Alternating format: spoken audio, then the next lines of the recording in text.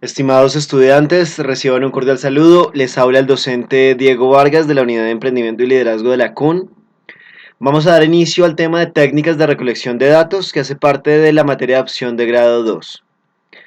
Iniciamos recordando cuál es el concepto del término de investigación de mercados. Es una herramienta que le permite al usuario tomar decisiones basadas en la indagación de la realidad del mercado, de sus clientes o consumidores y de su competencia.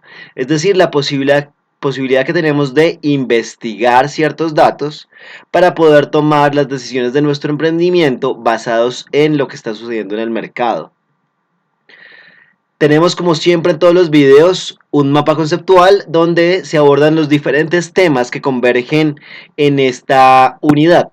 Entonces, investigación de mercados, tenemos que hay dos tipos de investigación. Una es la cualitativa, también llamada exploratoria, y la otra es la cuantitativa, también llamada concluyente. La cualitativa, como su nombre lo dice, está basada en cualidades, está basada en características, y la cuantitativa está basada en números, es numérica. La cualitativa permite explorar, indagar, conocer, y la cuantitativa permite concluir y tomar decisiones. Cuando hablamos de la investigación cuantitativa, hablamos de que hay dos tipos de fuentes, las primarias y las secundarias. Cuando nos referimos a las fuentes primarias, son las fuentes de primera mano, es decir, aquellas en las cuales podemos hablar directamente con la persona o en contacto directo con la fuente de información o con el documento de análisis. Y las secundarias se refieren en cuando es una información que ya está procesada, cuando es un documento que ya ha sido evaluado por terceros y ya no tenemos el mismo nivel de certeza de las realidades sobre ese documento. Entonces, hablemos de el muestreo. El muestreo es la posibilidad que tenemos de tener un segmento poblacional para poder realizar la investigación que sea estadísticamente válido.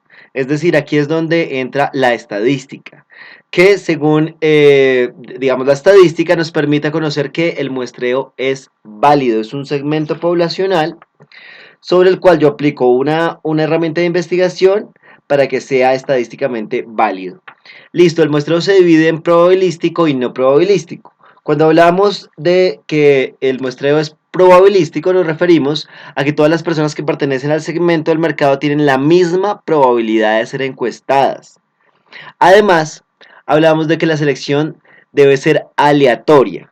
Aleatoria significa que no escogemos al grupo poblacional o a las personas exactamente a las cuales vamos a implementar la herramienta para investigar.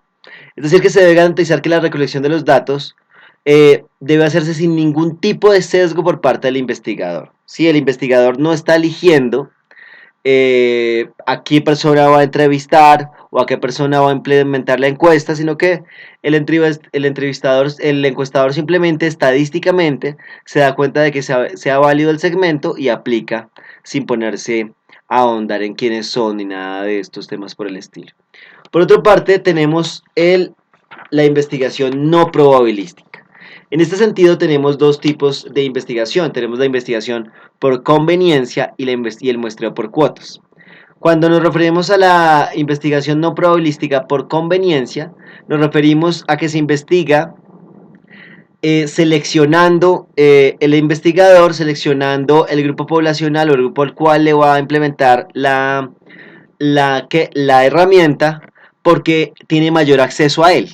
Es simplemente por mayor facilidad. Como tiene una mayor facilidad, entonces aplica esa herramienta a determinadas personas.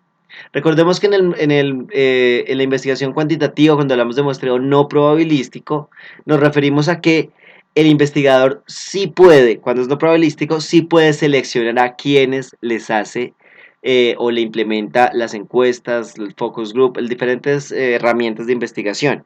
Cuando hablamos de muestreo por cuotas, se hace referente a que lo relevante es que haya una representación equitativa y proporcionada a los sujetos bajo el estudio. Generalmente lo que se hace es dividir ese grupo poblacional para que haya diferentes cuotas, como su nombre lo dice. En ambos casos, lo que sucede es que está la visión y la intención del investigador, ¿cierto? Siempre que hay un muestreo no probabilístico, está la visión del investigador, porque el investigador es el que está seleccionando a quienes implementa la herramienta de investigación. Continuemos, vamos a hablar de diferentes técnicas de investigación de datos o de recolección de datos. En este caso vamos a hablar de 4, de la encuesta, la entrevista, la observación, el grupo focal. La entrevista puede ser B2B o no, o B2C, es decir, puede ser business to business o business to client. Se puede entrevistar una empresa puede entrevistar a otra empresa para conocer datos, o una empresa puede entrevistar al cliente, al consumidor, o a un público objetivo determinado de manera particular. Entonces, vamos a dar inicio a cada una de estas técnicas de recolección de datos. Hablemos de la encuesta. La encuesta consiste en una serie de preguntas determinadas y las personas deben responder esta serie de preguntas. Son muy útiles porque permiten obtener bastante información, una información muy específica, y pueden contener preguntas abiertas o cerradas. Recordemos que las preguntas abiertas son aquellas en las cuales la persona que responde puede hacerlo sin tener unas respuestas determinadas. Es decir, responde de manera espontánea, simple, ¿cierto? Por otra parte, las preguntas cerradas son aquellas que determinan las respuestas para la persona que está realizando la encuesta. Entonces, cuando tenemos una encuesta, una pregunta ABCD, es una pregunta cerrada porque están determinando ya las respuestas. Bueno, además brindan respuestas significativas cuando el tamaño de muestra es mayor a 100, es decir, que es necesario tener un buen número de personas a encuestar para que las respuestas realmente arrojen datos significativos. Tipos de encuestas. Tenemos la encuesta online, que tiene la dificultad de que generalmente tiene respuesta baja.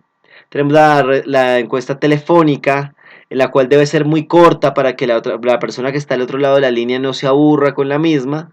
Y tenemos la encuesta a modo de rompetráfico.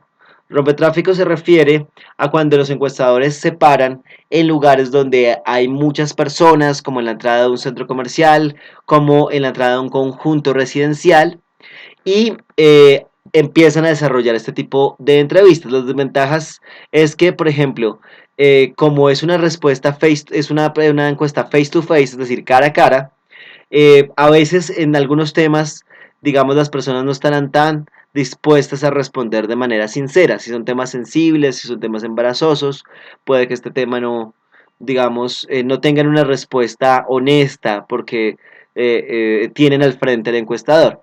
Las desventajas es que puede haber sesgo en la redacción de las preguntas porque la pregunta puede determinar una respuesta, y que tiene encuestadores y los encuestadores pueden también, digamos, influir en la respuesta de lo que se está preguntando, ¿no? Avancemos. La entrevista. Como les decía, podemos hablar de una entrevista a otra empresa o una entrevista personal. Cuando me refiero a otra empresa es a una persona que represente a otra organización. La entrevista implica preguntas a un individuo acerca de su interés, experiencia con un bien o un servicio específico. Se pueden indagar a profundidad las respuestas. Creo yo que es la mayor ventaja de esta herramienta de investigación, y es que las personas pueden indagar, saber más, tener más información.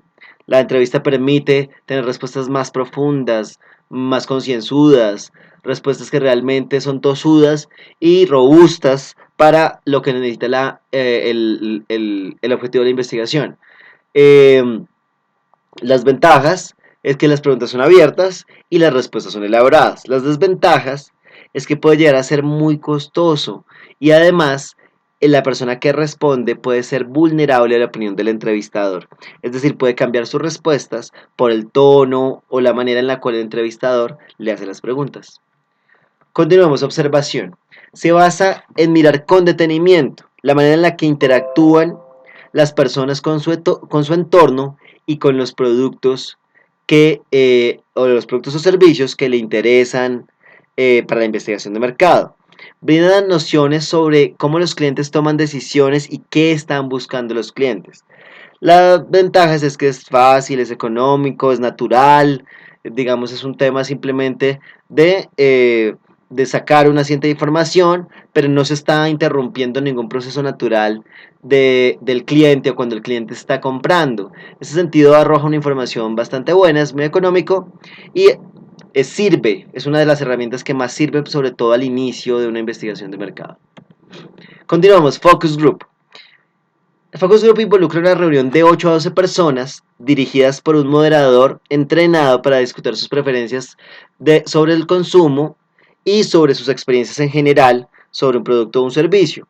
El grupo lo lidera el moderador mencionado, quien inicia hablando de manera amplia acerca de temas relacionados con el producto o servicio a investigar sin identificarlo. ¿Por qué no lo identifica? Porque cuando lo identifica, puede cambiar las respuestas de las personas que hacen parte del focus group. Entonces, digamos que la estrategia simplemente es hablar del producto sin identificarlo para no tener unas nociones o para que las personas no tengan ya unas nociones preconcebidas sobre el mismo.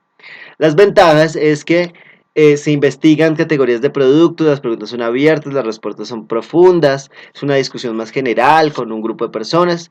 Y la desventaja principal es que generalmente el focus group es muy costoso, la muestra es realmente muy pequeña y es difícil sacar nociones que nos permitan generalizar. Vamos al tema de análisis de los resultados. Después de haberse realizado las encuestas, en este caso, como emprendedores van a realizar encuestas, pero pues en el análisis de los resultados, digamos que hace parte de cualquier método de investigación, se hace necesaria la tabulación y procesamiento estadístico que le permite analizar los resultados para tomar decisiones. Captura de datos. Este paso lo que busca es la digitalización de los datos que se han recogido. Para este proceso debe dejarse las preguntas en columnas y cada caso encuesta debe ser numerado y se registrará en filas. Cuando hablamos de columnas y hablamos de filas nos referimos a que generalmente la captura de datos se hace en Excel y en este sentido pues se debe, digamos, mostrar la información de la mejor manera. Procesamiento estadístico. Para analizar la información es fundamental aplicar estadígrafos descriptivos como la media, la moda y la frecuencia. Es decir, aquí estamos empezando a implementar los términos de la estadística que nos permitan tener un mejor procesamiento de la información. El análisis. La mejor herramienta para analizar los resultados son los gráficos. ¿Sí?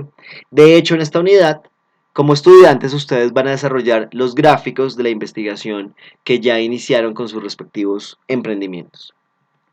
Hablemos de los gráficos. Los gráficos circulares son también llamados pastel o torta. Se utilizan principalmente para mostrar porcentajes y facilitar evidenciar proporciones.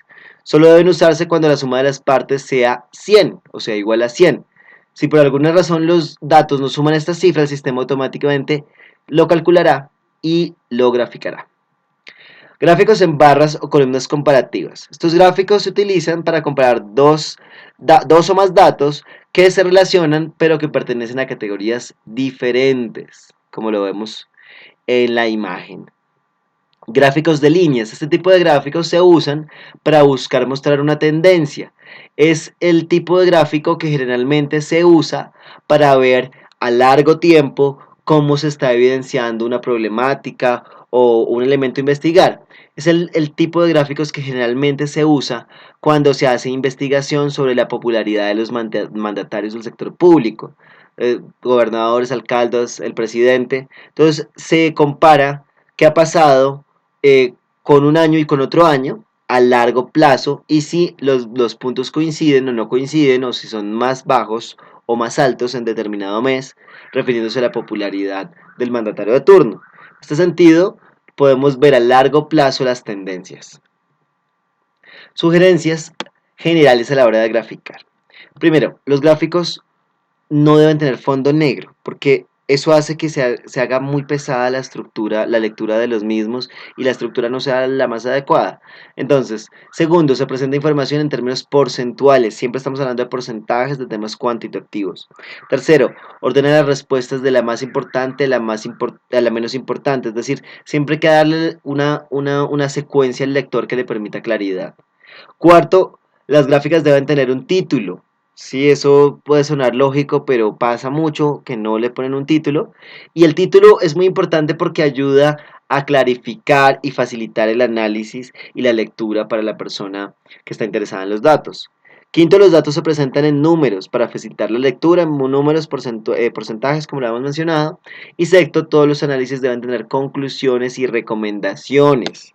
Sí, es muy importante no solamente quedarse con el gráfico, sino escribir cuál es el análisis del mismo. Hasta aquí este video, estimados estudiantes. Espero que les haya sido de utilidad y nos vemos en un video sobre otro tema de la materia opción de grado 2 para seguir hablando del tema de marketing estratégico y finalizar los elementos que hacen parte del mismo.